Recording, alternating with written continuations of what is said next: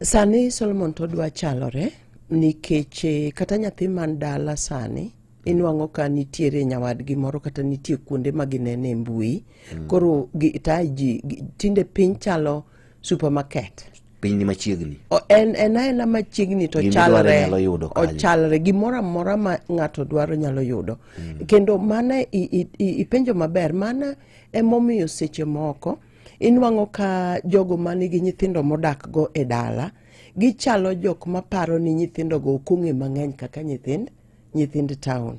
Ai gidhi gikaogi to giparo ni nyathi ni wato berberie wan dala ka. Kara nyathini bende dwa mana chalore gi me town kuchoko. Nikech maybe ma e town inyalo yude maberbere ni gigi nitiere ot.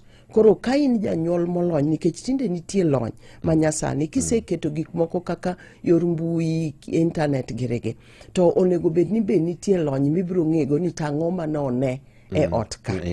Nyaka koro ibed gi lony no. Ang'o ma gi-consume. Ang'o ma gi-consume, ang'o ma nyaka koro ibed ka in bende in rada. Seche moko iwuoye, seche moko ipenjo, seche moko bi betie, seche moko bi kelo wiyi ni nitie gik moko. Aparo ni gimoro nitie ma nosekonya gi nyithindo, ni ineno gimoro malich tibe ibiro tikoni yawa nyithindo tinde neno mana gik malich kama e mbui. To king'iyo wengegi tineno kaka wengegi rwadre. Maiso ni samoro noseneno gino, koro odwa winjo ni to ichiko gi mbaka ni kanye. Kwa hivyo gin